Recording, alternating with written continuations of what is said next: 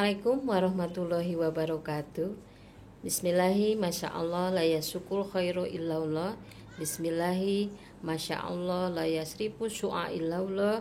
Bismillahi makana binikmati paminallah. Bismillahi masya Allah la haula wala quwata illa billahi aliyil azim.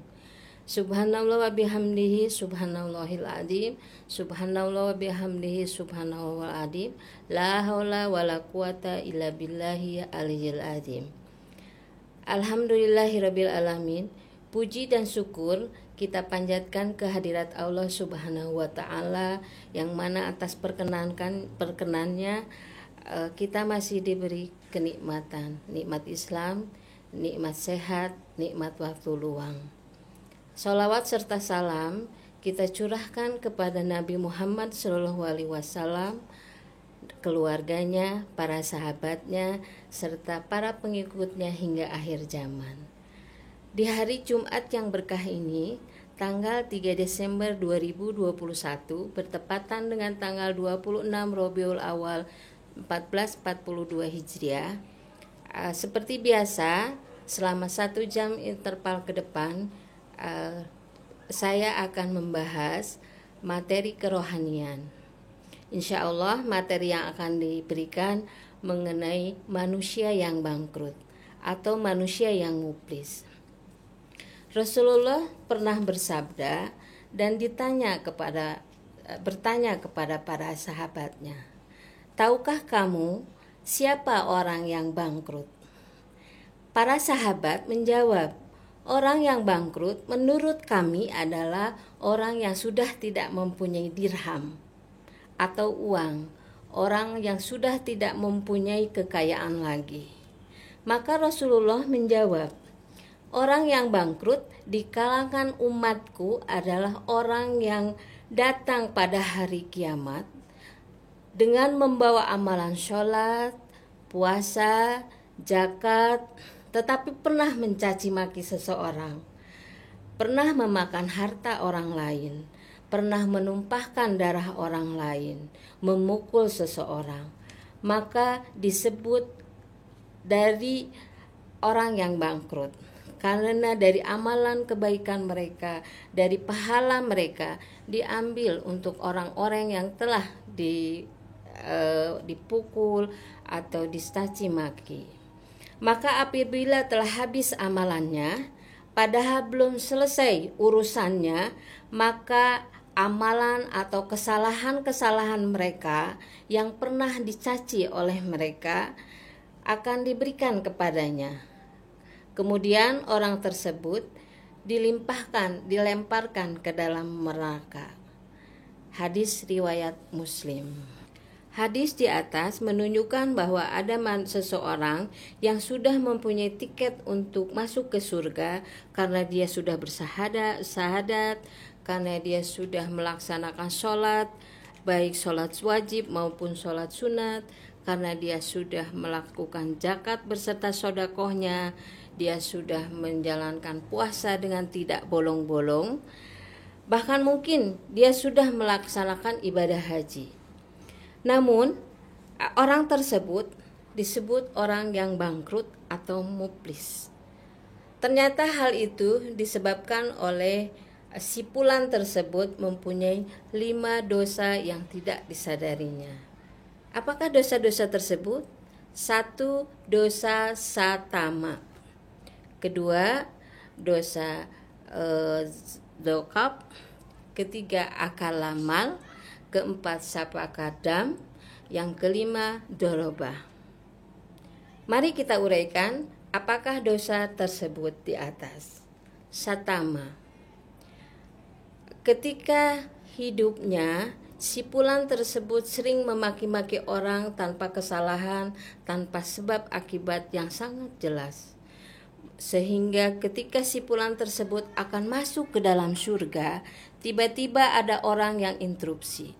Ya Allah, dulu sipulan pernah memaki saya, pernah menghina saya di depan orang banyak tanpa saya ketahui apa kesalahan saya. Maka orang tersebut ditarik kembali keluar. Apa yang akan terjadi? Di dunia kita masih bisa berjabat tangan, kita masih bisa meminta maaf, tetapi ketika sudah berada di akhirat, maka hal tersebut tidak bisa terjadi. Maka salah satu jalan yang akan dilakukan, amalan-amalan si fulan tersebut mulai diambil dari syahadatnya, dari sholatnya, dari yang lain-lainnya. Kemudian pahala-pahala si fulan tersebut diberikan kepada orang yang pernah dimakinya, diberikan kepada orang yang pernah dihinanya. Lantas, apakah sudah selesai persoalan tersebut? Ternyata belum selesai.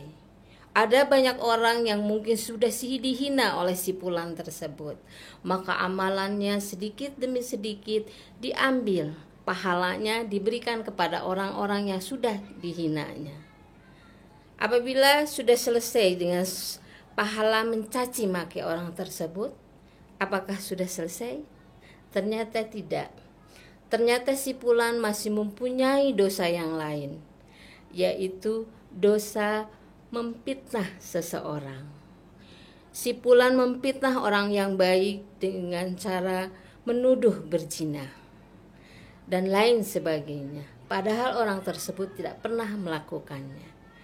Maka amalan atau pahala dari si fulan tersebut kembali diambil, baik itu dari sholatnya, baik itu dari zakatnya, baik itu dari puasanya.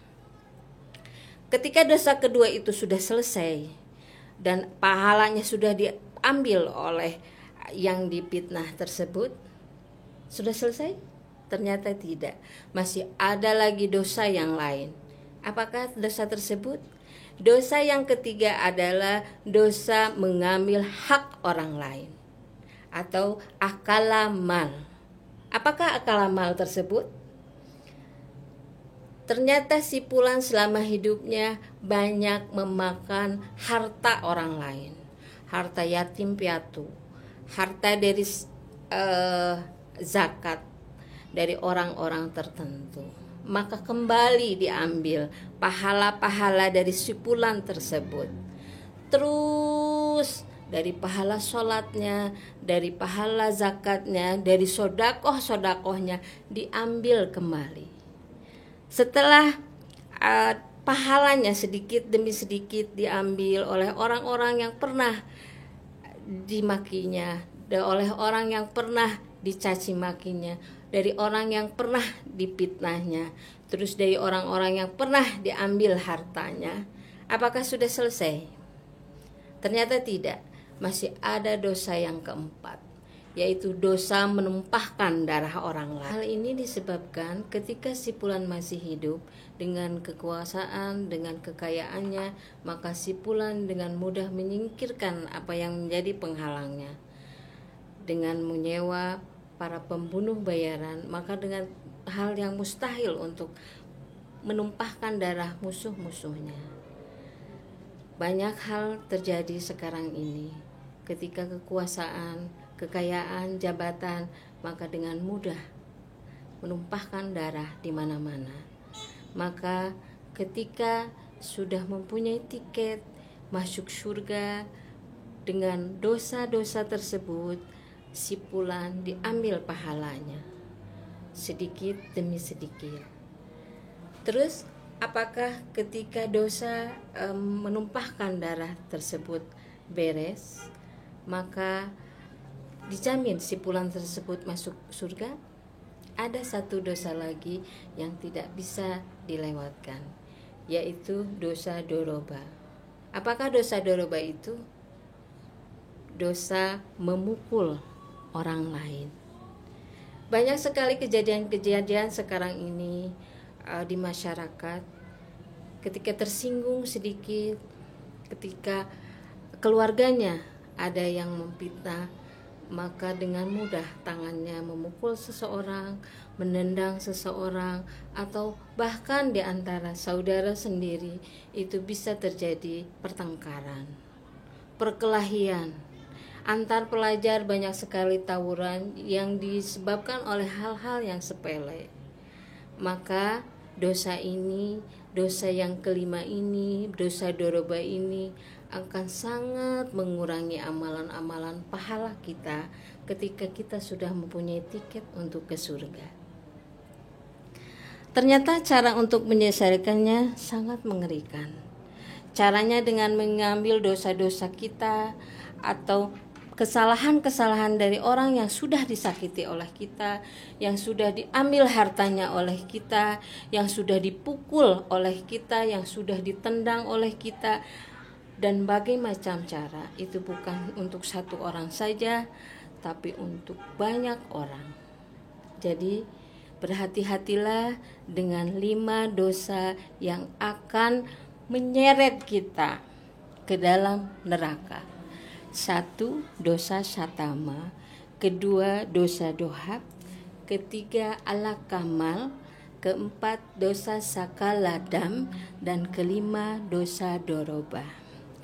Ternyata untuk menyelesaikan dosa-dosa kita itu sangat mengerikan sekali.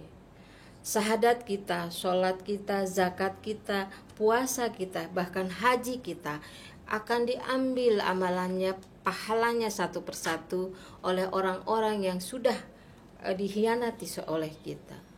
Sangat mengerikan sekali. Ketika kita sudah mempunyai tiket untuk masuk ke surga, maka amal-amalan kita sudah habis, ditambah dengan kesalahan-kesalahan orang lain yang masuk ke kita, yang diambil oleh kita, sehingga Allah akan melemparkan kita ke neraka. Na'udzubillahi min dzalik, summa na'udzubillahi min dzalik. Demikian materi kajian kali ini. Mohon maaf yang sebesar-besarnya karena terlalu banyak kesalahan. Kesempurnaan hanya milik Allah. Wassalamualaikum warahmatullahi wabarakatuh.